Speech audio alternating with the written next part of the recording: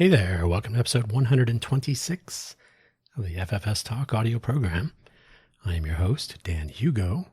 We're recording this at 11:12 a.m. Pacific Daylight Time here in Greater Vegas on Thursday, April 23rd, 2026. We normally publish new episodes of FFS Talk on Thursdays, usually in the morning or somewhere close. So we might make it. We might just make it. I will remain cautiously optimistic. The title and topic of today's episode happens to be optimism. See if we can make that interesting, huh? If you are not familiar with the FFS Talk audio program, let me tell you, you've come to the right place. The idea is to have constructive conversation, argument, debate, somewhere in there, around topics, ideas, notions, that we can consider what works, what does not work, and what we might do about it. We don't have to stick to that format. Like it's not written in stone, as they say. But the solo episodes, of which there are about to be 127, because we did have an episode 0, are essentially planting the seeds of future conversation. So at any time, if someone says, I would like to take on that topic, I have something to say, you can see if I've already said something. Hopefully that's how you started off with, I want to talk about that topic. So you can see where I stood at the time, where my head was at the time of the recording of that particular episode around that particular topic. I always reserve the right to reconsider things. That's how thinking works. New information, new ideas, those happen. But it's a starting point. These are seeds of future conversation, discussion, debate, argument, etc. The topics are varied, hopefully widely enough, but there's always whatever you want to talk about if we do travel down the path of actual guests. That would be nice. In the meantime, I have many things to say about many topics. Today is a little bit of a squishy topic. It's not really so divisive, but we did political parties recently, the two-party system. And then there will be some other things. These are interesting times, after all. So it seems apropos. Somebody will have an opinion, some thoughts, some ideas that they might coincide. They may be aligned, or they may be completely perpendicular or opposing. Who knows? That's the idea, to have constructive conversation. Does it have to be about Vegas? Does it have to be based in Vegas? Does it have to be Vegas focused? No, not necessarily. Some episodes are, some episodes are not. Some ideas are, some ideas are not. So the episode that you want to be on could be about any particular variation on any particular topic. You might be in Vegas. You might be somewhere else. It's all good. If you're not familiar with what the word or what the abbreviation FFS means, you should hang out with more Irish people. Hopefully, wherever you found this audio program, you're able to locate the episode description, which contains the show notes, including a very brief summary this week, and the 2 links for today's episode. The usual links. I did not go hunt down a link for Optimism. I'm imagining that if you want to look that up yourselves, you could, and I will remain optimistic on that point. So let's get started as we get finished on this lovely Thursday morning. Summary of today's episode. These are interesting times. It is perhaps a good thing to be able to see opportunity in the chaos. We could be optimistic. The profile page linking everything, buymeacoffee.com/DanHugo. That is a page I have had in use for 5 years and almost 1 month now. You do not have to spend any money. You don't have to actually buy me a coffee. You can if you want. There are some affiliate links at the bottom of that free-form profile page. There are links to all of my various audio programs and where to find them. We have YouTube. We have homepages for most. Well, we have a homepage for all of them. For this particular program, there is the FFS Talk homepage, ffstalk.com. You can hear my voice is not quite up to where I would like it to be. I think earlier this morning it was a little bit more clear. The weather in Vegas has been a little bit all over the place. If you're not in Vegas or not familiar, this is basically the beginning of allergy season. Who knows what the wind and temperature changes and dust that has been around since the days of nuclear testing, perhaps atomic testing, I feel like. So who knows what's going on there. It's not uncommon to run into people here in Vegas that have runny eyes. That's a nice visual. The Vegas croup, general congestion, coughing, Good times. So by way of introducing this topic, which again is not so hard-hitting, hopefully it's a little bit optimistic, in fact. First, we can factor the problem. Interesting times indeed, in which we find ourselves, that is. And while it would be easy to start with a lofty, optimistic goal regarding the 251st year and beyond of our country, the United States, and don't forget, it is ours, despite what you may have been told by others, the whole we the people thing. I will inject a little sidebar. I've been rereading the Federalist Papers and some other contemporaneous so-called founders, although framers I think has a better ring to it, but founders, framers, from the good old days, 1787, there you go. Very interesting, but don't forget we're a national and federal sort of unique combination, a democratic republic. These are all important terms, and it is we the people. That was by design. I think that gets lost in the shuffle sometime, but that'll be those topics will be revisited. So for the moment, let's step back a little bit and see about optimism in general. Optimism is not ideologically oriented. You can be an optimist no matter which side of any aisle you find yourself. It's more difficult to proceed down such a path toward some plausible and optimistic outcome for our current state of affairs. Outcome of some kind.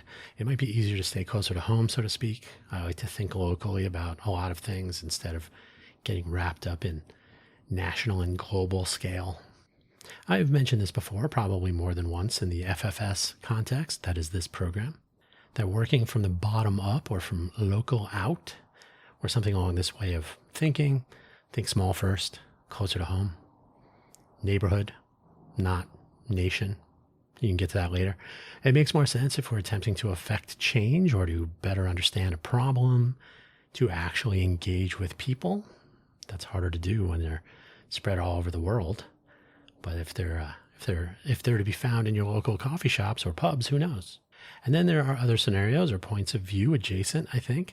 And if we are talking about optimism, and as it happens, we are, it's right there in the title, then we are basically looking at an accessible challenge with an achievable goal as an outcome. If it is possible to have and be motivated by optimism, then this may not be the case if we start with something like the world is broken, we need to fix it. That's a long discussion, probably a lot more arguing than we would aim for in this program, in this context. It will take a couple of people. There will be a lot more than personal optimism in the mix. So let's adopt the position here that we are looking at personal optimism at local scale so that those achievable goals can be a guiding light, if you like, the North Star, the prize, however you might view the finish line. Building on that is a possibility, reaching higher and farther. It could happen. And we will probably touch on some of that if and when we get to rebooting a federal government that belongs to its citizens somewhere in the near future, hopefully. If it belongs to its citizens once again, perhaps. Who knows? We can remain optimistic. As I mentioned, the format, what works, what does not, and what we might do about it. I'm going to assume that optimism is not a horrible thing, but you may disagree. What works with optimism? Personal optimism is what leads us to learn how to ride a bicycle, to participate in a team sport, to get up in front of other people for public speaking, to learn how to play a musical instrument and then play in front of other people. And that list can go on far longer than we have together today, time-wise. Without optimism, we may not stick with something new to get really good at it, or we might not even try at all. So the core fundamental principle of personal optimism, sometimes it's what gets us up and going, up and at 'em, as they say. Occasionally, we will encounter adversity. I myself had a house fire in 2013. It's the reason that I moved to Las Vegas. That was no fun. Getting back up after such things, such adversity, such challenges, we all face them in various ways at different times in life. Picking ourselves up, dusting ourselves off, and re-engaging the world. The darkest hour is just before the dawn, is a quote attributed to Winston Churchill, later Sir Winston Churchill. A quote machine, if ever there was one, that Churchill guy, Churchillian, these many quotes are. And these statements and affirmations are the sorts of things that leverage optimism into action.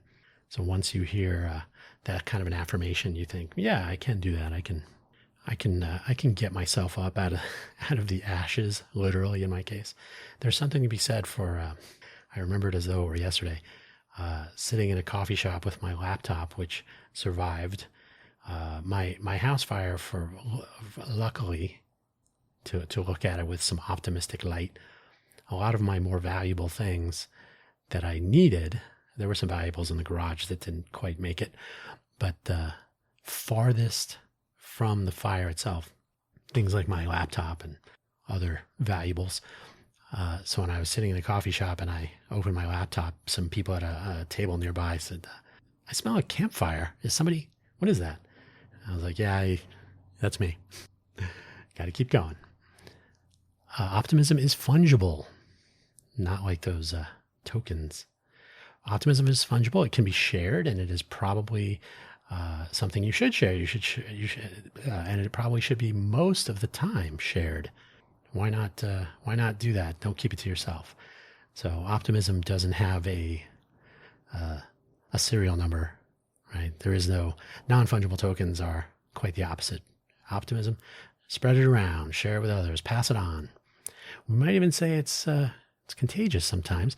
It is the sort of thing that motivates a fireside chat over radio, for example, a locker room pep talk, a feel-good story with an uplifting conclusion, and so on.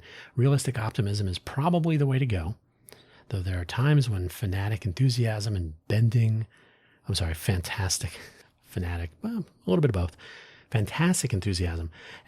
reality just a little bit may be helpful, where the outcome and the journey to it are more important than the absolute veracity that some might complain about later. Hey, you made some of those details up. Well, it got us to the end, got us to the finish line.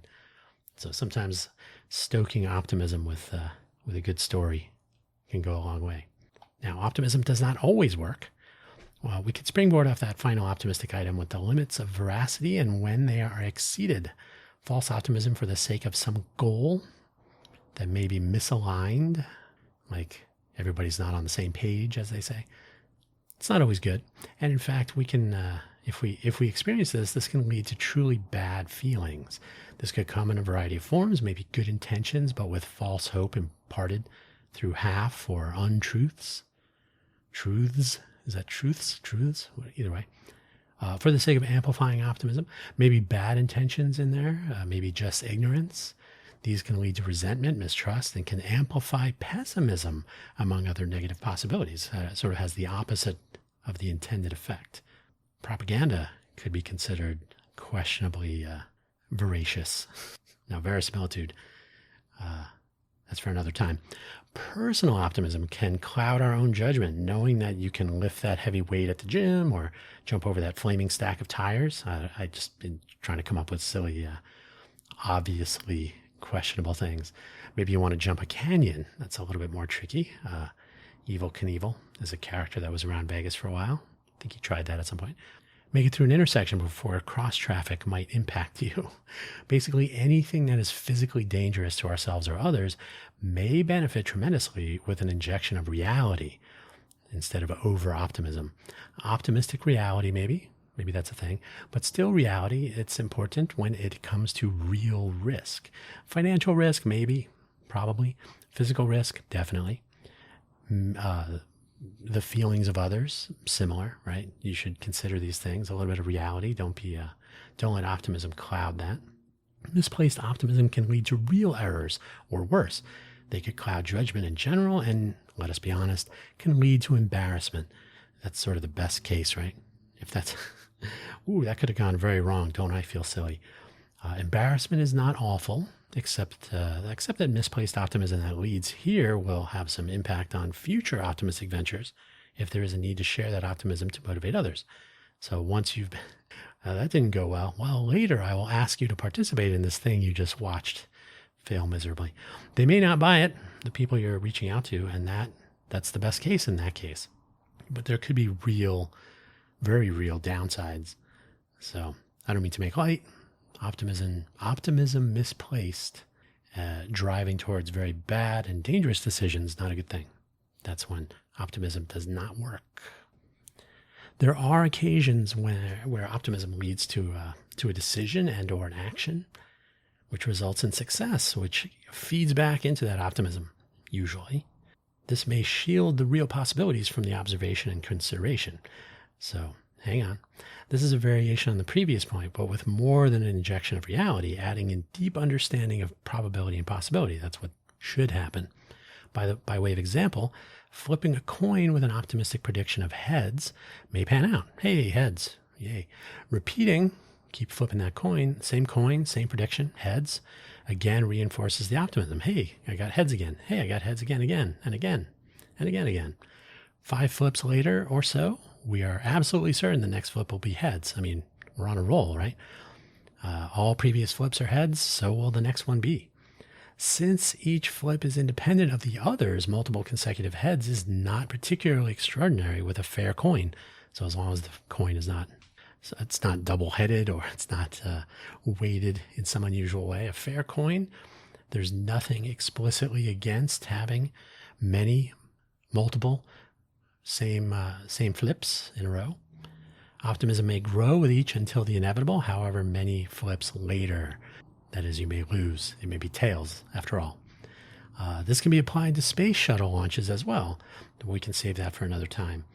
I will simply say the entire report on the study, and the name escapes me at the moment, but the entire report on the shuttle, the Challenger disaster, I should say, was very interesting. And Richard Feynman was on the panel, and he wrote his own. You can search for it if you like, the Feynman appendix to the Challenger report. And he pointed out that occasionally when there was a real probability of disaster, that it was undervalued with optimism for successful launches because there had been so many successful launches. There was arguably the real reality was it was only a matter of time. That comes out in the study in general. But yeah, if you let optimism drive and then be driven by outcomes without understanding them, you may lead yourself into a bad guess or a bad decision. So what can we do about this? How can we manage optimism, if you will? Personal optimism is a good thing. Let us not discount it. However well placed and recognized it may be, I propose that it can be more useful and provide more value for your own needs and uses if we recognize when it is helpful and when it is not. Be realistic about your optimism. A great example, which is only becoming more visible and even commonplace nowadays, is the so-called, often called, I don't know if it's still broadly called, but the quantified self movement, where we can use sensors like a smartwatch. Those have definitely caught on. And some kinds of scales with body composition detection, coupled with software tools on our phones, which everybody has now. We can all monitor our diet and exercise, not to mention sleep, and maybe some other inputs. We can qualify our optimism with real progress and results, rather than saying, I bet I can lift that weight, I bet I can walk twice as far as yesterday, I bet I can lose 25 pounds a week. Some reality is injected into our optimism. We can temper it, and we can steer the optimism and the energy that we put into that optimism, or that's driven by that optimism, depending on your viewpoint. We can direct it into reality, real potential outcomes. And guess what? When things actually work out, that feedback loop comes into play. Oh, I didn't lose 25 pounds this week. I did lose 4. Let's see what happens next week. Right? So you can remain optimistic, but getting real data and adjusting your expectations, which helps to maintain the level of optimism and the results and the outcomes. And it's a delightful loop of possibility and positivity. Understanding how data and analysis can be that reality that tunes optimism into action is a nice feedback loop. It can be of a tremendous help when we share our optimism with others. This is where a great presentation comes into the conversation, based as much as possible on real reality. Sure, the marketing message might might massage that reality a little bit, cherry picking the best examples, offering some motivated reasoning, but probably the best kept within some reality box if possible. Nothing worse than having people say, "Oh, you were lying the whole time. You made that up," etc. Being credible in general by sharing reality with people you are trying to bring into your way of thinking, perhaps, to share that optimism. You want to make sure you're being as honest as is reasonable. My opinion, you may disagree. So the marketing message might be crafted a little bit. I've often heard from people in the sales, especially technology sales, that they try not to have engineers or tech people in the meetings with them, with the potential customer, because they will tell you the real answers. And I will vouch for that. That is true. If possible, try to be honest. Reinforce optimism in others with outcomes that match reality and which are reinforcing of that optimism on their own. Like, hey, that did go the way they said it would. I'm going to tell my friends. This can help others amplify optimism and outputs to others. Like, hey, what they said was correct. Spread the word. Viral. Word of mouth. These can be good things. They can be your undoing if there's a, hey, that's not true response. Maybe someday we'll talk about how this applies to vaccines. Maybe we shouldn't. Ultimately, this is the final point. Ultimately, personal optimism is probably best combined with some data, some honest analysis, some feedback, and some continuous reflection and introspection, and a certain willingness to forego optimism around a particular thing, at least in the near term, when these other considerations inform you that, well, this time things are not that great. They're not going to go to plan. Maybe it's best to give up on this one and move on to another possibility, etc. They could change. They're not going to work out yet, perhaps. Be optimistic about the next opportunity, perhaps. When sharing optimism with others, add in responsibility with those other things and cross your fingers.